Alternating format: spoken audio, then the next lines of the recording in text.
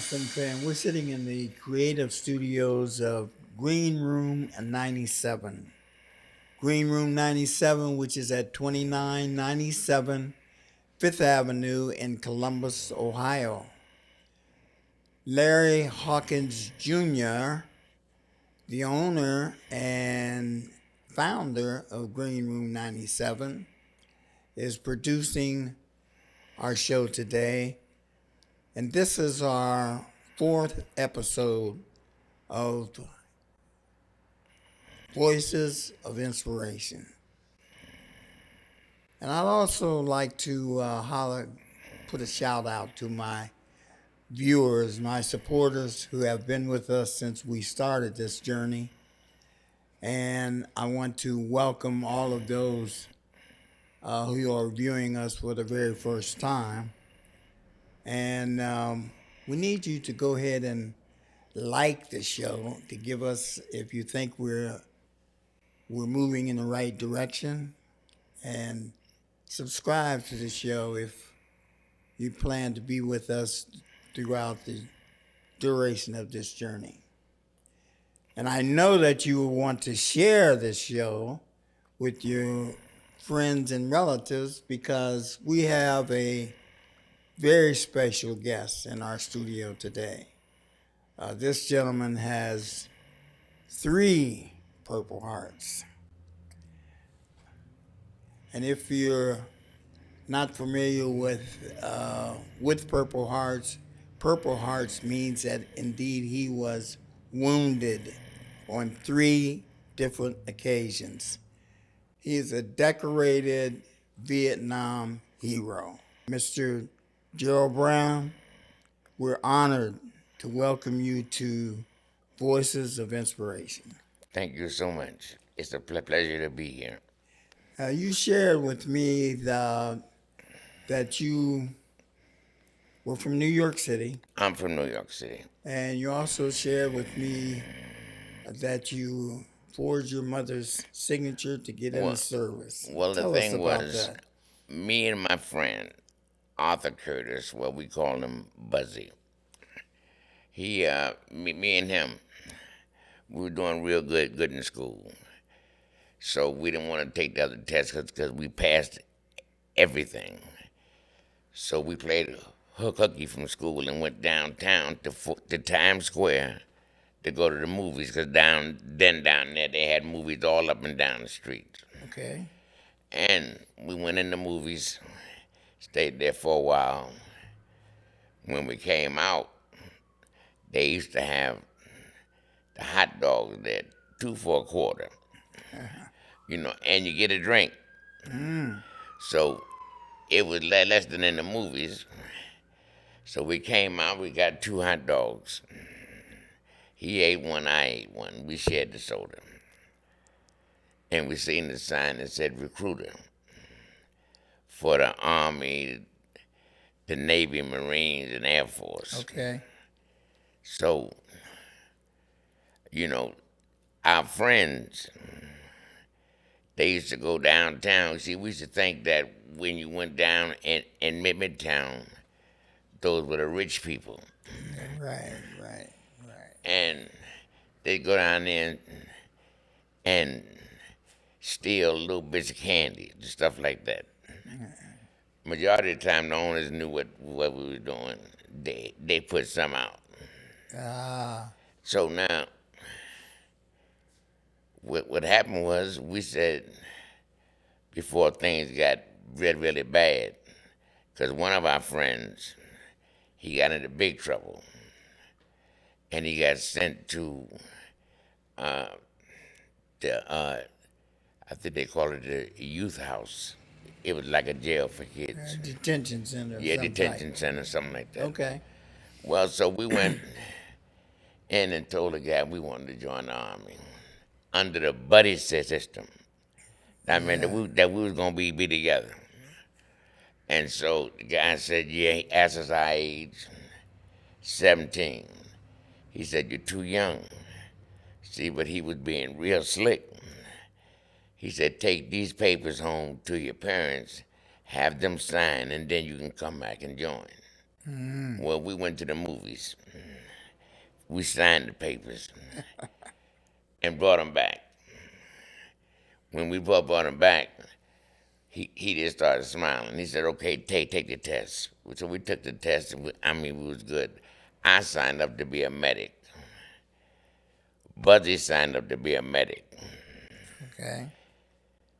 Well, when I got home, Uh-oh.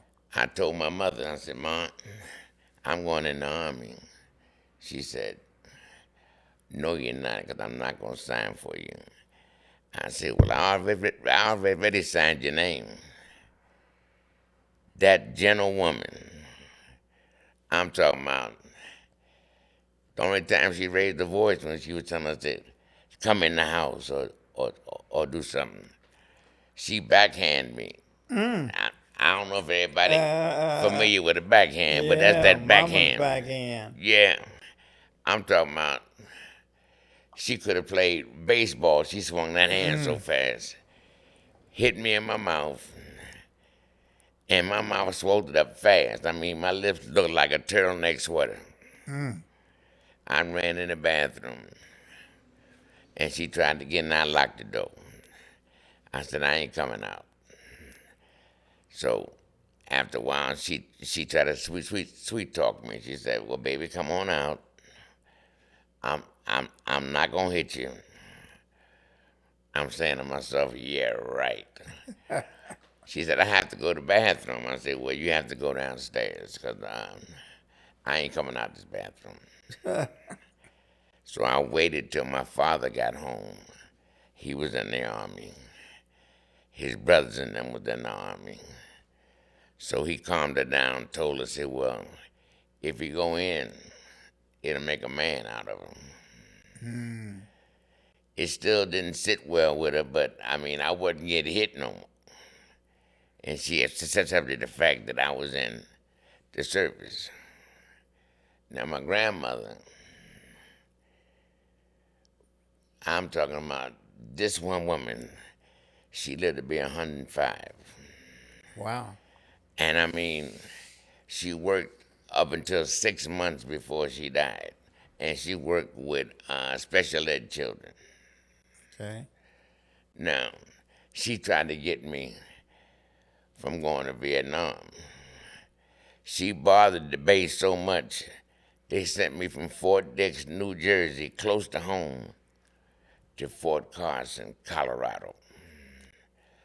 I went, and Buzzy went too.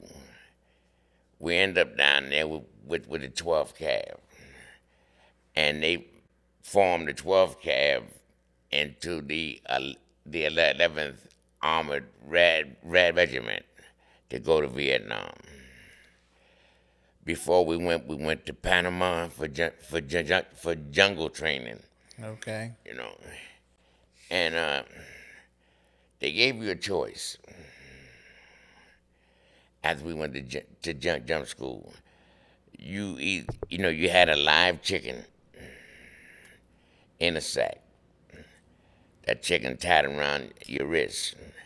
Now you could take a pistol with one bullet or a Bowie knife. Well, It made sense. It made sense to me because I'm gonna take the knife because I can make a spear out of the knife. The guy that I partnered up with, he took the pistol. Buzzy took the pistol. He took the pistol. He didn't tie his sack around right. So when we jumped, he lost his chicken. So now here I am with this guy that don't really know anything about anything, even though we had the same training. So we had to go from point A to point B for the pickup. They gave us 3 days to do it. So after we plucked that chicken and broke the chicken neck, we cooked that, and then we ate snake.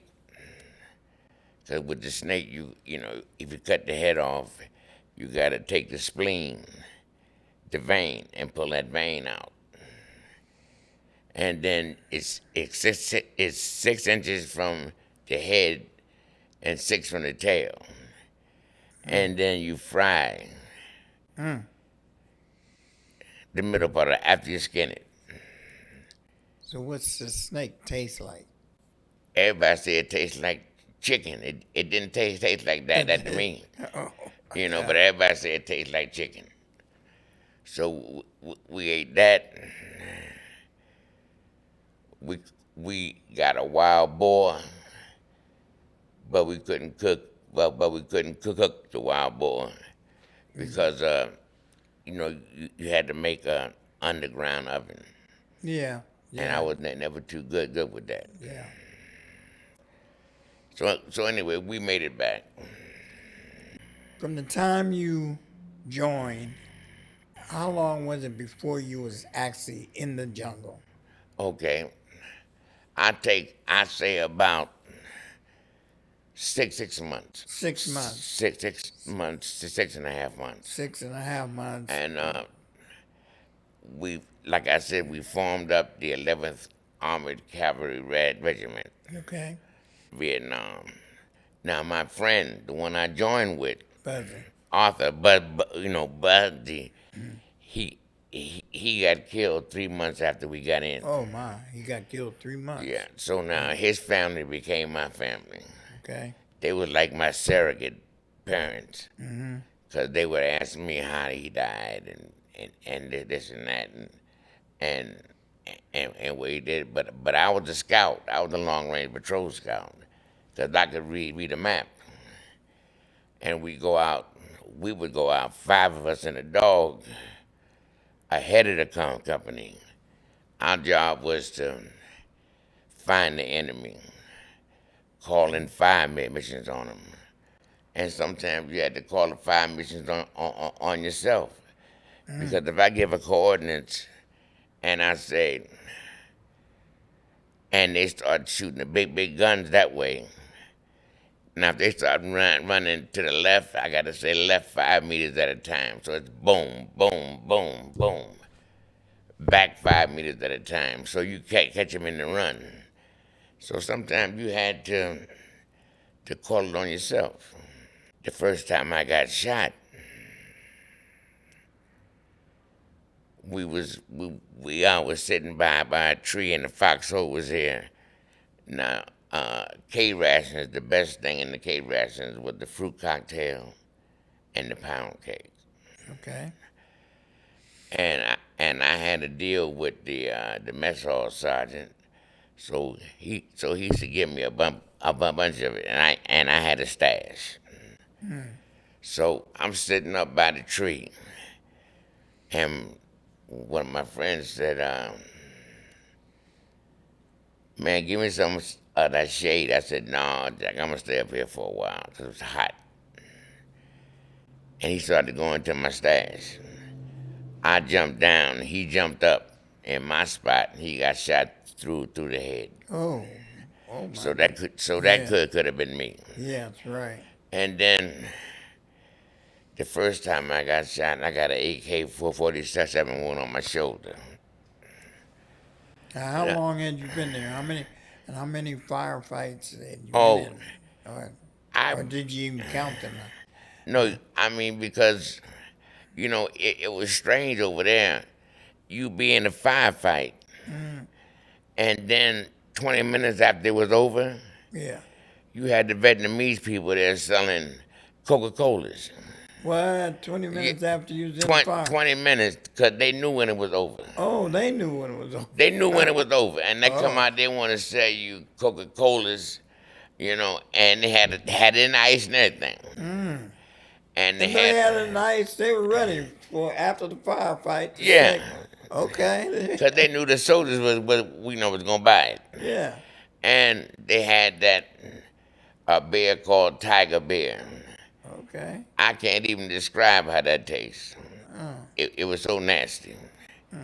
So, and then that's where I learned how to smoke.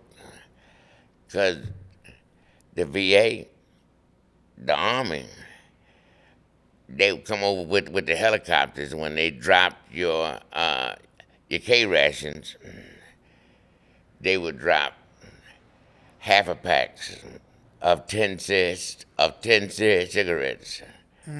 So now I'm I'm just about to turn 18. And I said, well, you know something? You don't know whether that's going to be your last day on earth or not. So you're going to do everything you can. You're going to try to experience everything you can because you don't know how long you're going to live.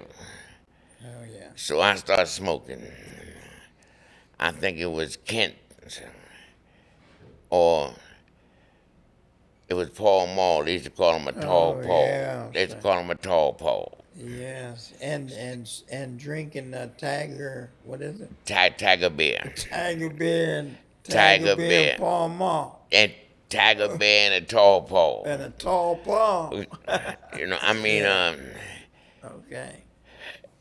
after I got the wound up here on my shoulder. Now, when you got the wound, you usually when you get a wound, when you medevac back to the states or No. no? Well, when I could have went back the first time I got shot, but I liked doing what I was doing. You like I like being around the guys I was being around, my team. And I got a field commission that made me a sergeant, so it was my team then. okay, So I stayed. okay. So how many men were you in charge of? 5. Well, Five. you know, 4 Yeah, and myself. Four. Okay, there's And 5-man team. we had a dog. Okay, okay, The dog name was Sergeant Major. okay. Now that dog would not bark. We go out on an LP, which is a listening post, and whichever way the enemy was coming, and lay down in the direction that the enemy was coming, that's when you set off your claymore mines. Now, the second time I got hit, the enemy was so close because we was calling in a fireman missions on them that I got stuck in the back with a bayonet. Got stuck in the back. You were Yeah, that in the close. back. Yeah. I'm talking about that almost tripped for me if it would have went a little bit, Deeper, further. yeah. Yeah, and I remember grabbing the blade, and we carried a 45 too, and I just shot over my shoulder and shot him in the face. But I'm saying I still could have went home. Could have But medevaced home. yeah, That's but the I second stayed. That's the second time. time. Yeah. The third time I got hit, we were laying out on the LP, and we got snuck up on What's the LP? a listening post. Okay. And my friend, when the grenade went off, it blew off his foot. Oh. And with me, I got shot in the stomach. It took part of my stomach out. So when we stayed in the hospital, after they came and got us, he was sitting there, and I didn't know up until at all that you had a nerve in your leg that moves up and down like that. Yeah. And I just asked him because his whole foot was in his boot, and his boot was over here. Whoa. And I said, "You all right?" And he said, "Yeah, I feel my toes moving." Oh. Yeah. Oh, and his boot. And we both ended up in the hospital. And the crazy thing about that is that they had a metal thing out across my chest and going down, and they had one on him too. So when the nurse came by, he said, "My leg is itching." And she said, "What leg? You don't have no leg." So now that got me scared.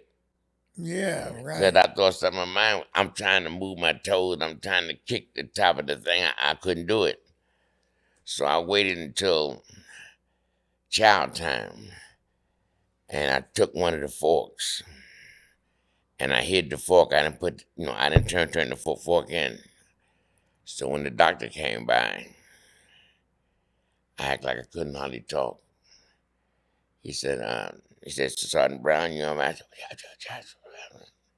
he said, what? I wanted him to bend over. When he bent over, I grabbed him by his collar and I stuck that fork to his neck. I said, if I got a toenail gone, you got a problem. But he started smiling. Now that confused me. Mm-hmm. And so they lifted back, and I had I never been so happy in my whole life. Yeah, I wiggled my toes and see your everything. toes and your legs and everything. I had everything. Yes. So that was a blessing, and I've been blessed ever since. But the third time you get shot, you got to go home. Okay. You can't answer stay. I don't care if you get a splinter. If it's the third time, you must go home. And General Petraeus, when I got home, they put me in the Purple Heart Hall of Honor, which is on your phone too. All you have to do is go to thepurpleheart.com. Okay. And when you do, you go to honorees. And when you get there, you just put in Brown, Gerald, and hit it. It's two of us. If you hit the one from New York, my picture come up, and this poem will come up. This one and another poem will come up. Okay. This is a poem that you wrote. I wrote that because when I came home with severe PTSD, Okay. and I couldn't talk about. Naturally. Yeah, I couldn't talk about the war. Yeah. But I always wrote. Okay. And so I wrote the poem, and I'm dedicating the poem to my wife over there, to Patty. And one of the therapists submitted the poem. I didn't know, and it came back that the poem made first prize around the whole United States. Mm. So I'm sitting home, and I get this call from Michelle Obama. She said, "This is First Lady Michelle Obama," and I hung up on her because I figured it was a joke. So when I hung up, the Secret Service called me back and told me I better not hang up on her no more. So now I'm shaking. I ain't did nothing wrong, but I'm shaking. And she said, "Are you gonna hang up again?" I said, "No, ma'am." She said, "I'm inviting you and some of your children to the White House to recite your poem." And what I did was, I was there with Aretha Franklin, Boys the Men, the Silvers, and a few other groups. They were at the White House? At the White House. Okay. And I was there, the president was there and everything. And the poem is called A GI's Prayer. So now when I talk about jail, I'm talking about PTSD. Okay. And this is the way I felt when I came home, because I realized at an early age that freedom ain't cheap. I got you. Would you recite the poem for us? The poem is called A GI's Prayer. It says, it was Christmas Eve night, and they called a ceasefire to our fight. The Viet Cong used this time to dig in, because tomorrow the war would start all over again. I used to pray my silent prayer, then pray to God I wasn't there. And I asked myself, how many children with guns did I kill today? And who in God's name will have to pay? You see, they must be fighting for a cause. Children just don't go around starting wars. No, it's all the governments that starts the wars, then use their men like $2 whores. So I told myself I was fighting for the red, white, and blue, and killing all our enemies was the thing I had to do. But when the war was over and I came home, I found out I was still all alone. Nobody welcomed me home with handshakes of goodwill. They all wanted to know how many children I killed. Then they all say that they understand, but somehow they made me feel even less than a man. Well, now I'm in jail and I don't know why. I just sit and watch the time go by. It seems like forever, but one day I'll be free. And the one thing that's scary is what will become of me. You see, I've run through jungles and jumped from planes. I've been shot 3 times and blinded by pain. I've crawled in the mud and dodged bombs. I even had a friend to die in my arms. And sometimes I wonder just who I am. And thank God I have a family that gives a damn. Now, if I get to heaven, St. Peter will surely yell, "This man has served in Vietnam, so he served his time in hell." That's the poem. Oh, amen. Woo. Woo. Oh, man, hey there, we might have to get seat belts or something. I think I'm going to jump out of the seat. That was fantastic. Thank you. That was truly fantastic. And here's your copy. Yes, I appreciate that, sir. Okay. Now, just let me one other thing before we leave the jungle. Okay. What gave you the courage to just continue to fight, even though you were facing death? You faced it on a daily basis. Well, you know Was something? there something? What kept you going? When you go to war, Yes, sir. when you join the service, you actually serve, you want to serve your country. Yes. Once you're in war, Mm-hmm. you're fighting to get home. I got you. Yeah. Once you see people that around you dying, we learn to appreciate life. Yes, sir. I'm saying, and our childhood was stolen from us. Tell me, when you're in the jungle, when you're fighting, and you've been wounded, what makes you continue to fight? Well, What makes you continue to stay there? What were you thinking? Well, you're fighting to get home. See, the thing was, you had 1 year to be in Vietnam. Okay. So now you can extend that only 6 months at a time. But what I'm saying is that when you got short, guys start counting down from 100. Man, I got 100 days left, and then I'm going home. I'm going to see my girl. I'm going to see my family. Okay. Then you start to be extra careful.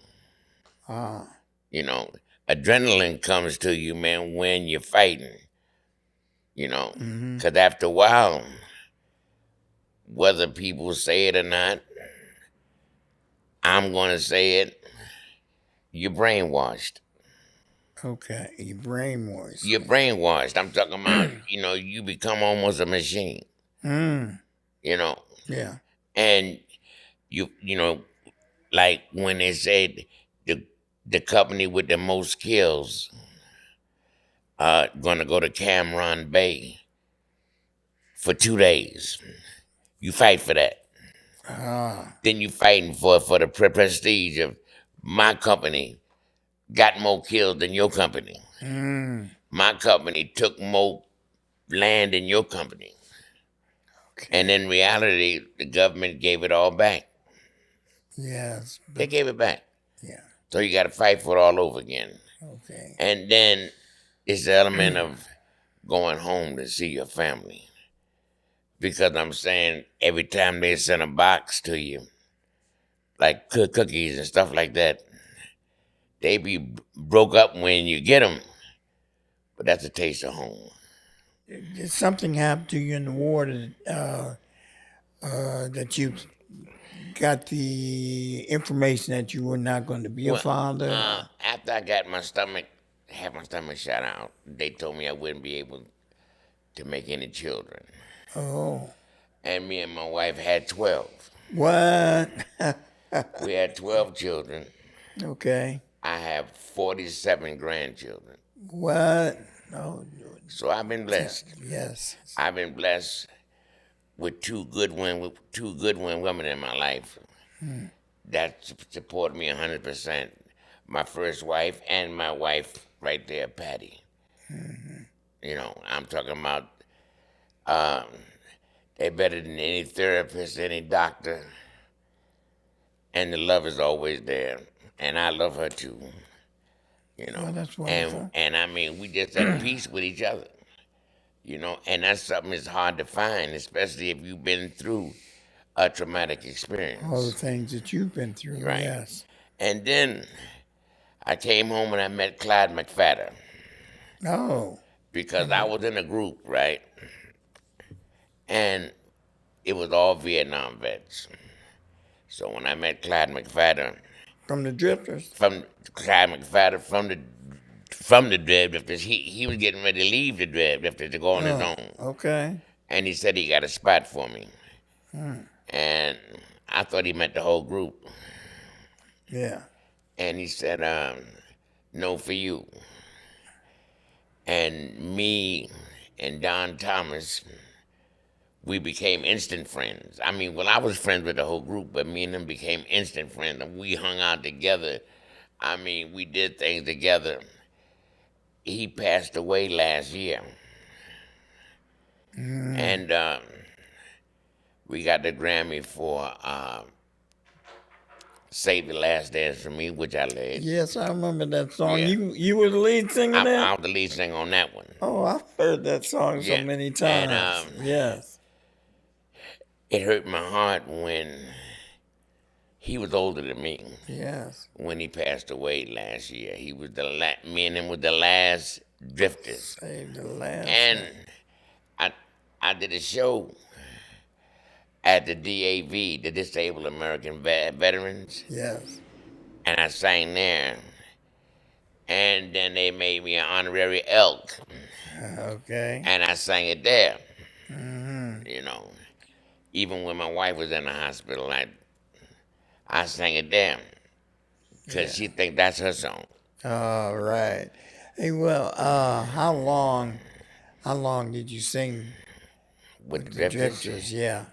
oh, we sang up until the year before he died. Yeah. So, I mean, overall, how many years was it Oh, all that? wow. Yeah. About 15, About 15 20 years. years, 15, 20 Yeah. years. So, yeah, See, save the last dance. yeah. So I'm saying now they have a Drifters review. Yeah, right. They can't say they the Drifters, but it's the Drifters review. Yeah. They have the Miracles review. That's other people singing your songs. And you're also a pastor. And I'm a pastor.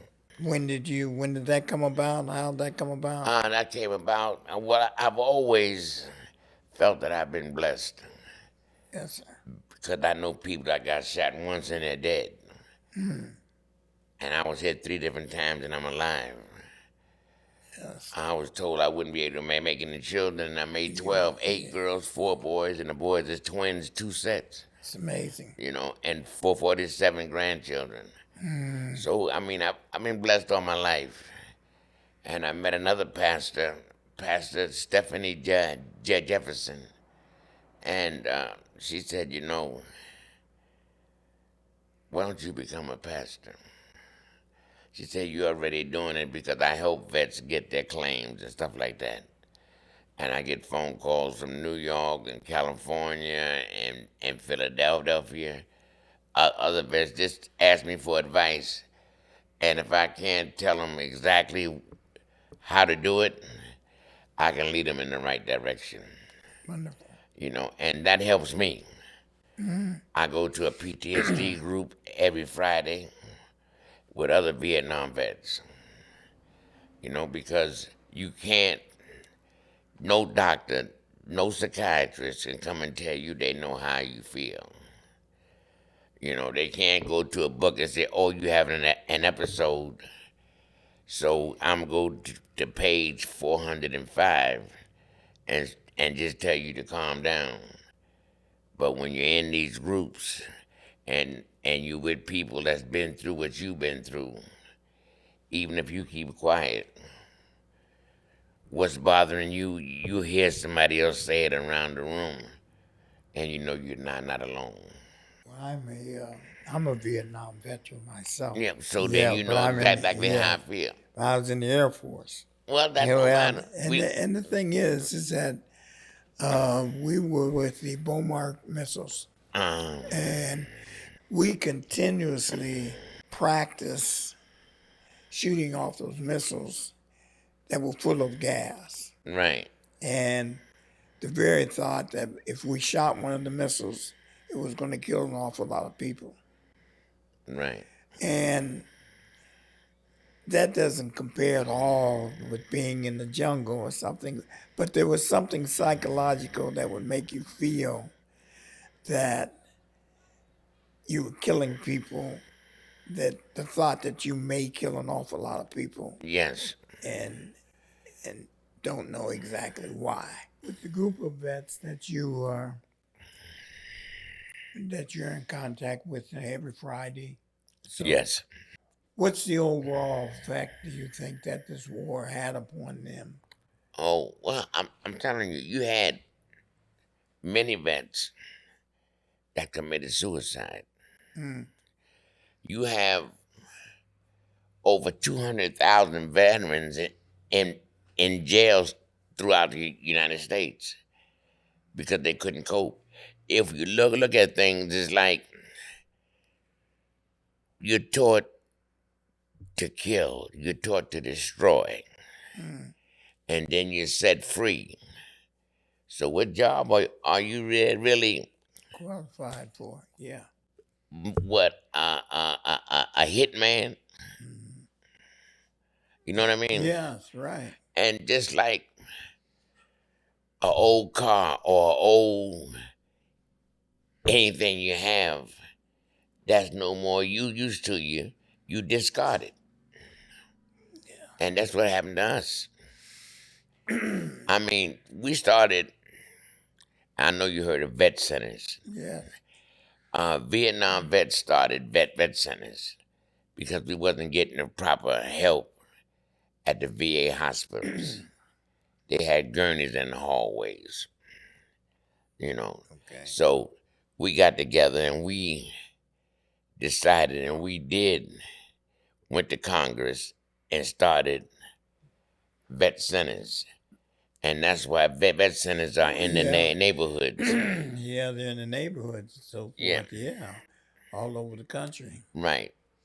And the Yeah. VA can't get their VA can't get their records, Mm, and the VA don't share the records with the vet center because that's our thing.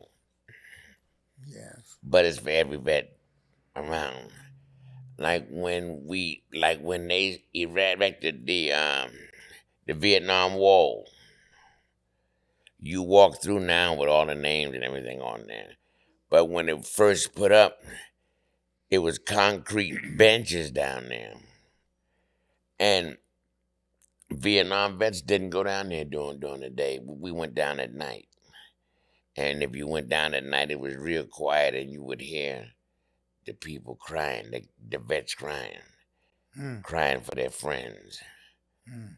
I know I went and I copied off Buzzy's name. And every time I do it, I cry. And other people that was there with me, that's no longer with us, you know. Yeah. And, Have you been on the honor flight? I've been on an honor flight. Yeah. I've been on an honor flight.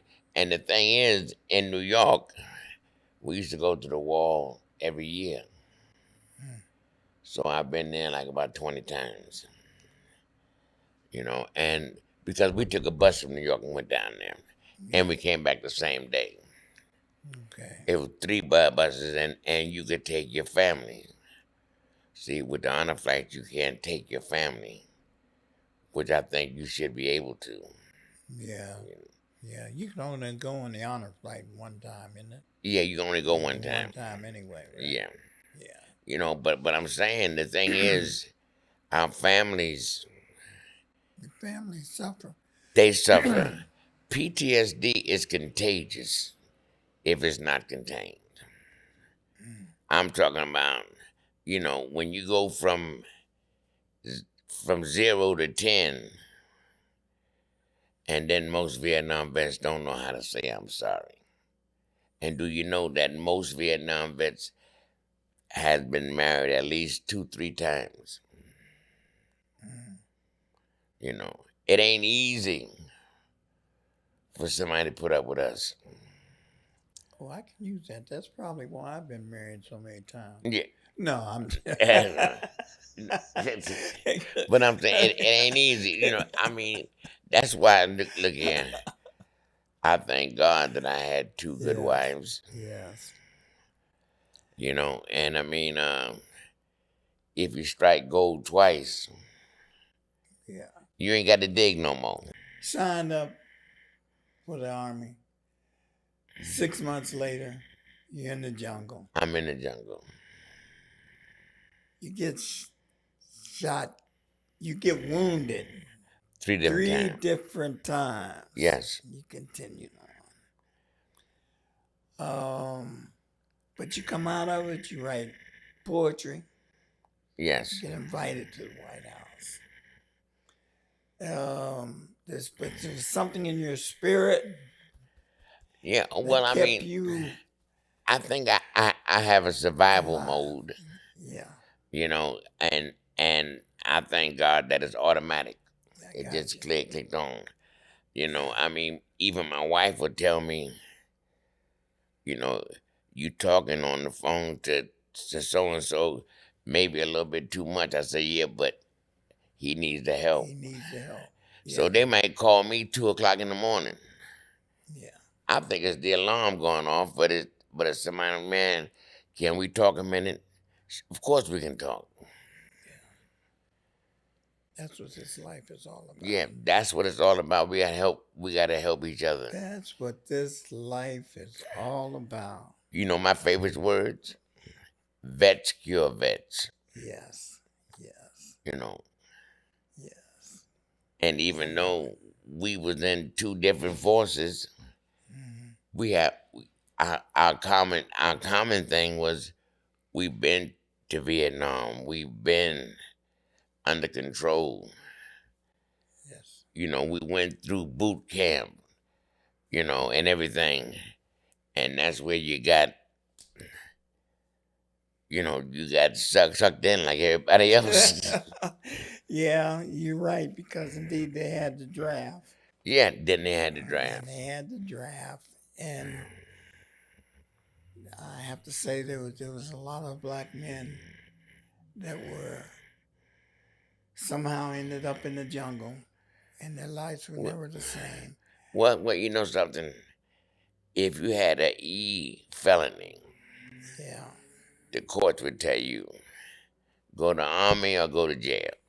Yeah. And I mean, even though you had limited freedom